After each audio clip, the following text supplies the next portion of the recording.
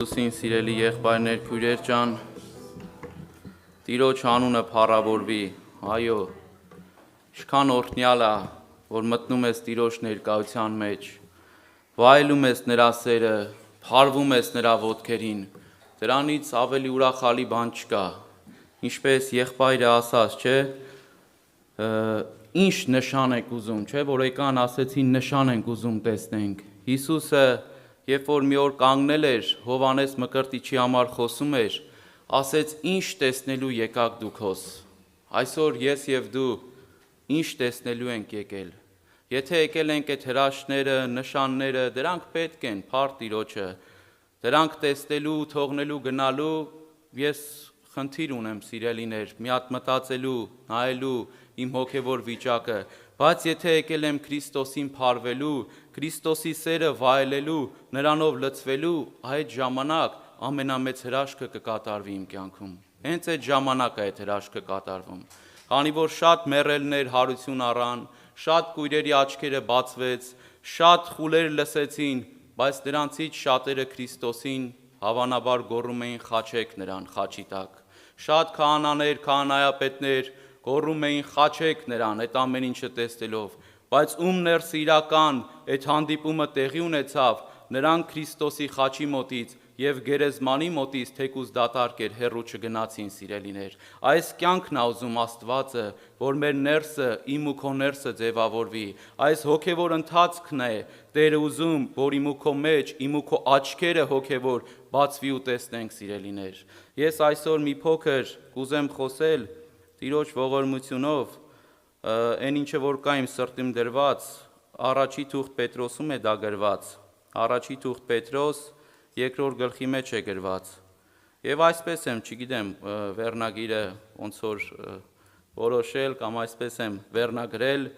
արդյոք հրաժարվել եմ հին մարդու կյանքից, արդյոք հրաժարվել եմ հին մարդու կյանքից, առաջի թուղթ Պետրոս երկրորդ գլուխ, հենց առաջի խոսքերից, Ուրեմն մեկդի ձգելով ամեն չարություն, ամեն խաբեություն ու կեղծավորություն և նախանձ, ու ամեն չարախոսություն, նորածին մանուկների պես բանական ու անխարդախ կաթին փափագեցեք, որպեսզի անով մեծանաք մինչև փրկությունը։ Սիրելիներ, առաքյալը Աստծո խոսքը այսպես է սկսում. Ուրեմն մեկդի ձգելով ամեն չարություն, խաբեություն, կեղծավորություն։ Գիտեք, սա չի ուղված աշխարհային ինչ-որ մարդկանց, այսինքն աշխարհի մարդկանց։ Սուրբ Գիրքը ինչ-որ խոսում է, հիմնականում խոսում է եկեղեցու ժողովրդին, այսինքն այն ազնվորություններին, ովքեր որ Աստծո խոսքին ծանոթ են։ Նրանք, ովքեր որ Աստծո խոսքին այդքան է ծանոթ չեն, նրանց սա չի ուղված սիրելիներ, նրանց է կա խոսքեր, նրանց է կա Աստծո կողմից պատգամներ, բայց այս ամեն ինչը, թե հին ուխտում, թե նոր ուխտում, ինչը որ մարգարեների միջոցով, ինչը որ առաքյալների միջոցով խոսվում է, հիմնականում խոսվում է Աստծո ժողովրդին, ովքեր քաջատեղյակ են։ Հիսուսը, երբ որ խոսում էր ժողովրդին, թե լեռան քարոզում, թե շատ վայրերում, թե ժողովարաններում, նա ում էր խոսում։ Նրանք քաջատեղյակ էին Աստծո խոսքից, նրանք քաջատեղյակ էին Մովսեսի օրենքից, Հիսուսն ասում էր գրքերը քննեցեք, չէ՞ որ նրանք են բուն, որ վկայում են ինձի համար, դուք որ ասում եք ամեն բաները գիտենք, Աբրահամի որդիներն ենք, Մովսեսը ունենք, ես իմ մարգարեները ունենք, բա հենց այդ մարգարեները, հենց այդ գրքերը, նրանք բոլորը խոսում են իմ մասին, քննեցեք այդ գրքերը, ես եթե գրքերը քննեին, նրանք կհասկանային սիրելիներ, որ իրենց հետ խոսողը Մեսիան է, Քրիստոսն է, հիմի նույնն էլ Աստծո խոսքը ուղղվում է բոլոր նրանց, ովքեր որ Աստծո խոսքին տեղյակ են, և ինչ է ասում, ասում է մեկդի ձգելով չարություն, խաբեություն, նախանձություն, չարախոսություն, մանուկների պես նորածին, բանական ու անխարդախ կաթին փափագեցեք։ Գիտեք, եթե ես մեկդի չձգեմ այս վիճակները, ես այս նորածին մանուկի պես այս բանական ու անխարդախ կաթին չեմ փափագի, եթե մեկդի չձգեմ։ Հիսուսը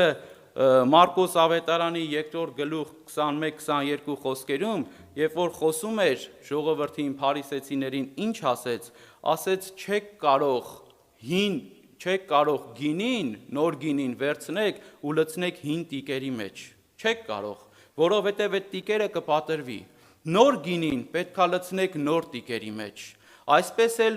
մերն է, սիրելիներ, նոր հոգևոր կյանքի համար սկսելու նոր կյանք է հարկավոր։ Նոր կյանք է հարկավոր։ Չենք կարող այդ հինը, որ չենք դատարկվե, չենք ազատագրվե, այդ ժամանակ չի կարող այդ նոր կյանքը գալ։ Եփեսացիների մեջ Պողոս առաքյալը 4-րդ գլուխ 22 խոսքում ավելի sense մանրամասնում է կարծես, ասում է ձեր վրայից հանեցեք ձեր հին մարդը, առաջվա վարմունքներով, չէ, ապականացու, եկեք կարդանք այդ հատվածը, Եփեսացիների թուղթ 4-րդ գլուխ 22 խոսքում, որպիսի ձեր վրային հանեք այն ձեր առաջվան վարմունքը ունեցող հին մարդը, որ խաբեբաց ցանկություններով ապականված էր, եւ ձեր մտքով ու հոգիով նորոգվեք, եւ նոր մարդը ձեր վրա հագնեք, որ Աստծո պատկերին պես արդարությունով ու ճշմարիտ սրբությունով ստեղծված է, սիրելիներ։ Մենք շատ ժամանակ ուզում ենք առանց մեր վրայից հանելու այս հին մարդը, այդ նոր մարդը հագնենք, բայց այդպես հնարավոր չի։ Եթե չհանեմ այս հին մարդը, ես նոր մարդը չեմ կարող հագնել։ Չեմ կարող այս կաթին փափագել, այս կաթը դա Աստծո խոսքն է։ Աստծո խոսքը նաև Հիսուսն ասում էր, ես եմ կենաց հացը, Աստծո խոսքը նաև Քրիստոսն է, ջուրը, որ Սուրբ գրքում ասում է, ձեր վրա մաքուր ջուր պիտի սրսկեմ, դա էլ է Աստծո խոսքը, սիրելիներ, այսինքն նորածին մանուկների, սա միայն նորահավատների մասին չի խոսում, որ ես միշտ Աստծո խոսքը փափագեմ, սիրելի Աստծո ժողովուրդ, ես միշտ իմ ներսը այդ կարիքը ունենա, որ Աստծո խոսքի մեջ դինեմ, որովհետև նա է ինձ աճեցնելու, նա է ինձ բերելու այդ վիճակին, հոգևոր հասունություն տալու։ Գիտեք, շատ քրիստոնյաներ, ովքեր գալիս են Տիրոջը, վերստին ծնվում են, ջրով, հոգով մկրտվում են, հնարավոր է այդ մեղքերը չեն գործում, արտաքին մեղքերը չեն գործում, չեն շնանում, չեն գողանում, չեն սպանում, հայություն չեն անում, չէ, արտաքին, sense որ նայում ենք, դրանք արտաքին մեղքերն են, որոնք երևում են, բայց Սուրբ Գիրքը երկրորդ Կորինթացիների մեջ առաքյալ այսպես է խոսում, երկրորդ Կորինթացիս 7-րդ գլուխ առաջի խոսքից, որ ձեր անձերը մաքրեցեք, չէ, կարդանք այդ հատվածները, երկրորդ Կորինթացիս 7-րդ գլուխ առաջի խոսքից։ Ուստի սիրելիներ, որովհետև մենք այս խոստումները ունենք, մեր անձերը մարմնի ու հոգին ամեն կերպ պղծությունեն մաքրենք եւ սրբությունը կատարելագործենք Աստծո վախովը։ Տեսակ մարմնի եւ հոգի, որովհետև կա համ մարմնի, ասենք մեղքեր, կա նաև հոգիի մեղքեր։ Այդ հոգու մեղքերը չի երևում, դրանք մարդու ներսում է, դրանք նախանձությունը, չարախոսությունը, այս երկու մեղքերը հիմնականում անօրենը հակառակորդը եկեղեցու մեջ փորձում է քրիստոնյաների միջոցով եկեղեցին պառակտման բերի, իրարու դեմ չարախոսություն անի, որովհետև դա նրա գործն է։ Հայտնության գրքի մեջ գրված է, որ նա գիշեր ու ցերեկ ինչ է անում, բանսարկություն, չարախոսություն է անում եղբայրների համար, գիշեր ու ցերեկ պատկերացնում եք, նա չարախոսություն, դա նրա գործն է, ու մարդուն էլ այսպես ուզում է այդ միջոցով, այդ չարախոսությունով, իրարու մեջ բերելով եկեղեցի մեջ, եկեղեցին պառակվի, պաշտամունքը քայքայվի։ Ես հիշում եմ մի եղբայր, այդպես կարդացել եմ մեր ամսաթերթերից մեկի մեջ, այդ եղբայրն ասում էր, ես մի տեսիլ տեսա մի օր, երբ որ օձերը լցված էին եկեղեցու մեջ, հենց եկեղեցու մեջ, ու ասում է, ես տեսնում էի բաց աչքով այդ տեսիլքը, որ նրանց նպատակը մեկն էր, որ եկեղեցին պառակտի, այդ չարախոսության միջոցով, բաժանումներ ձգի եկեղեցում։ Ու ասում է, երբ որ մոտեցա ասեցի հովիվին, եղբայրներին, նրանք այդքան էլ ասում է չլսեցին, բայց անցավ մի 6 ամիս, 7 ամիս ու եկեղեցին պառակտվեց, սիրելիներ։ Ինչի համար, որովհետև անօրենը հակառակորդը այդ սերմերը բերելով, որը մարդու ներսում է կա այդ սերմերը, մարդու ներսը կա, մենք մեղքով ադամական բնությունից ժառանգած այդպես ծնվել ենք այդ եսասիրությունով, այդ նախանձը, հպարտությունը, սա բոլորի ներսն էլ կա։ Եթե ես չապաշխարեմ դրանից, դա իմ ներսը կա, սիրելիներ։ Հիմի առաքյալը գրում է Կորինթացիների եկեղեցում, ասում է առաջի թուղթ Կորինթացի 3-րդ գլուխ առաջի խոսքից, Ասում է չկարողացա եղբայրներ ձեզի հետ խոսել որպես հոգևորների, հապա որպես ինչի հետ խոսեցի, որպես թե մարմնավորների, չէ՞։ Եղբայրներ չկրծա խոսել ձեզի որպես հոգևորների, հապա որպես մարմնավորների, որպես Քրիստոսով տղայոց ձեզի կատ կերծուցի եւ ոչ թե կերակուր, վասնզի դեռ կարող չէիք ու հիմա էլ տակավին կարող չեք, վասնզի դեռ մարմնավոր եք, որովհետև տակավին ձեր մեջ նախանց հակառակություն, բաժանումներ կան, չէ որ մարմնավոր եք ու մարտկորեն կքայլեք։ Հիմի առաքյալը որտեղից հասկացավ, որ նրանք մարմնավոր են, որովհետև նրանց ներսը բաժանումներ, չարախոսություններ, նախանձներ, հակառակություններ կան։ Ես այսպես լսել եմ, որ առաքյալը, երբ որ առաջի անգամ եղել էր Կորինթոսում, դրանից հետո մի 3-4 տարի հետո է գրել այս նամակը։ Այս հատվածը 3-4 տարի հետո է գրել, ու 3-4 տարին բավական էր, որ այս մարդիկ գոնե հոգևոր մի փոքր աճ ունենային, բայց այս մարդիկ չէին աճել։ Նույնպես Եբրայեցիների 5-րդ գլուխ 11-րդ խոսքի մեջ, երբ որ խոսում է, ասում է ժամանակին նայելով, դուք պետք է որ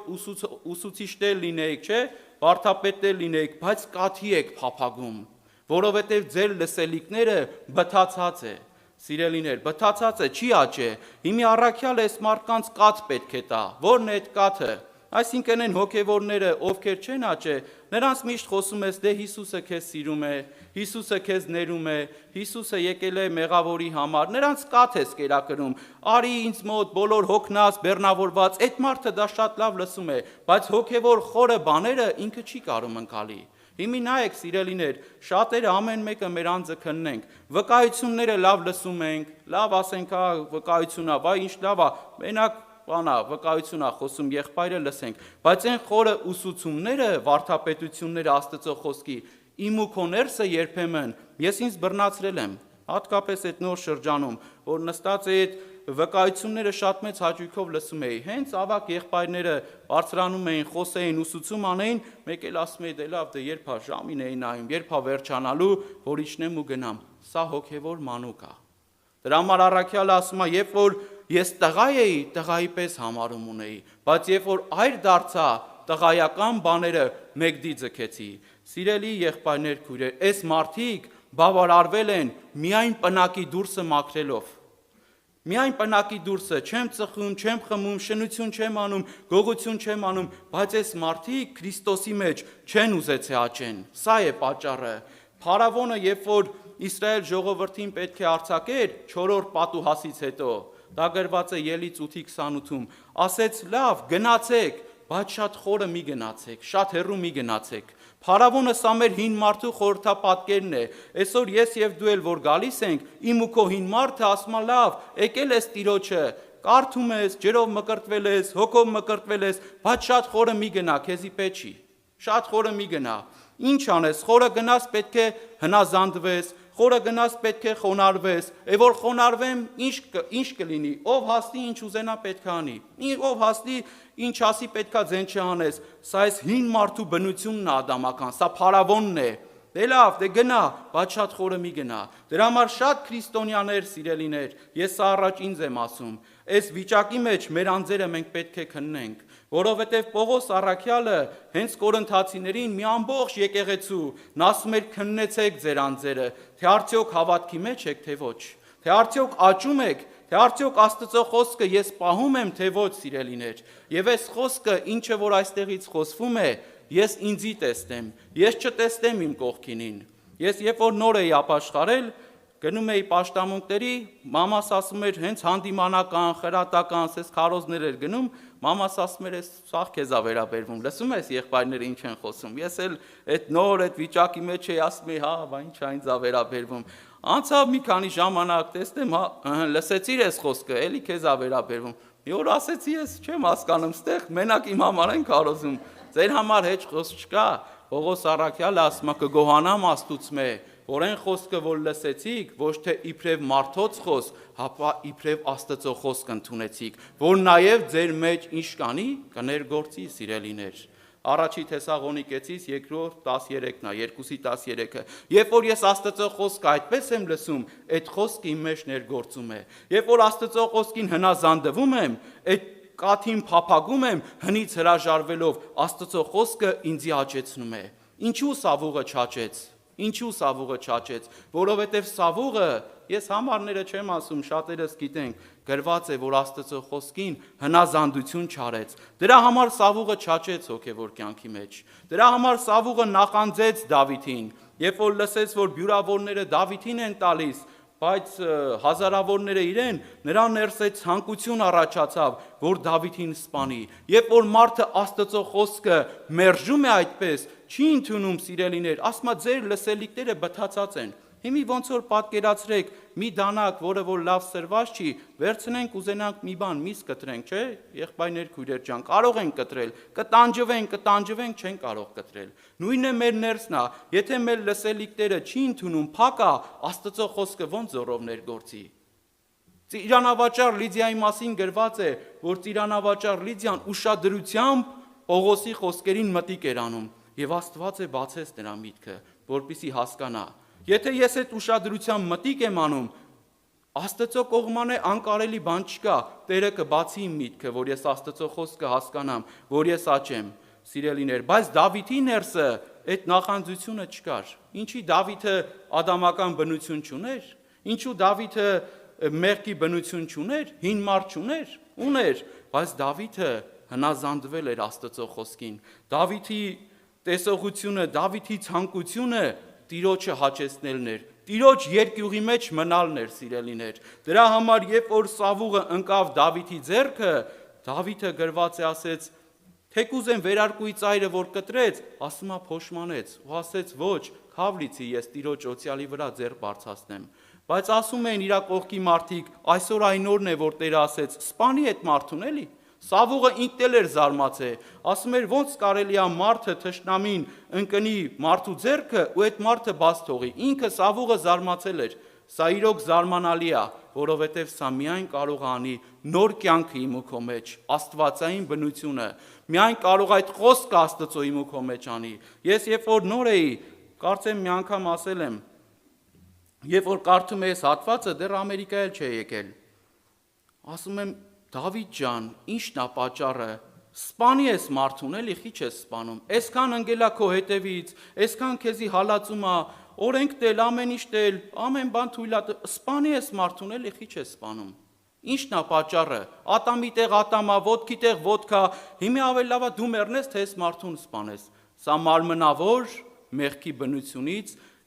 մեղքի ու մավան օրենքի մտածելակերպն է, սիրելիներ։ Բայց կյանքի հոգու օրենքը այդպես չի վարվում։ Կյանքի հոգու օրենքը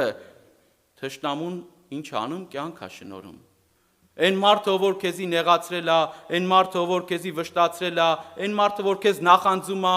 այդ մարդու համար Հիսուսն ասում էր աղոթք արեք։ Այսա կյանքի հոգու օրենքն է։ Սա կատարվում է այն ազնվորությունների կյանքում, ովքեր ուզում են աճեն։ Հովսեփի կյանքում ինչ կատարվեց։ Հովսեփն էլ էր մեծացել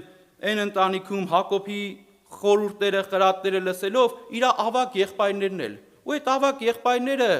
17-18 տարեկան չէին, նրանք շատ մեծ էին, 30, հնարավոր է ավել ընտանիքներ ունեին, բայց այդ պատանի Հովսեփին 17 տարեկան նախանձեցին իրանց փոքր եղբորը, սիրելիներ, իրանց փոքր անպաշտպան, որ եկել է եղբայրների համար հետաքրքրվի, նախանձեցին ու ուզեցին սպանեն։ Որովհետև Սուրբ Գիրքը ասում է, նախանձությունը ոսկորներին փտություն է։ Ոնց կարող է մեր հայրը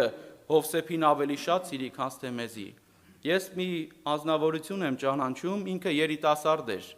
Ու իր կյանքում դա շատ երևում էր, բոլորն էլ տեսնում էին, միայն ես չէ, ես հələ այդքան չէի ճանաչում, կողքից լսեցի։ Ասեցին, որ այս երիտասարդի մոտ ոսկորները սկսել է փտել։ Ու ես ինչքան որ լսում եմ, այս մարդը նախանձում էր այս մյուսին, նախանձում էր այն մեկին, նախանձում էր այն մեկին, Սուրբ Գրքի գրված խոսքերը կատարվում է։ Ոսկորներին փտություն է։ Այս մարդու ուշքի միտքը կողքինի կյանքն է, թե կողքինը ինչպես է ապրել, կողքինը ինչպես առաջ գնում, կողքինը ինչպես է օրտնվել, եւ սա եկեղեցում էլ էր կատարվում։ Հակոբոս առաքյալը գրում է. «Ուրկե են ձեր մեջ պատերազմները, կռիվները, նախանձություն, չէ որ ձեր ցանկություններից, որոնք ձեր մարմնի մեջ գործում են, ուրկե են»։ Եվ սա այս վիճակը Հակոբոս առաքյալը այսպես է անվանում. Հակոբու թուղթ 3 գլուխ 14 խոսքից։ Ասում է, ապա եթե դառը նախանձ եւ հակառակություն ունենաք սրտերնիդ մեջ, մի պարծեցեք ու ճշմարտությունը սուտ մի հանեք։ Այս իմաստությունը վերեն իջած չէ, հապա երկրավոր, շնչավոր եւ դիվական է։ Քանզի ուր որ նախանձ ու կռիվ կա, հոն են անկարգությունը եւ ամեն չար բաները։ Տեսակ, այս վիճակը որտեղից է, դիվական է։ Անօրենը բերում է, ներարկում է, լցնում է, մեկ էլ մարտել այդ սերն է կա,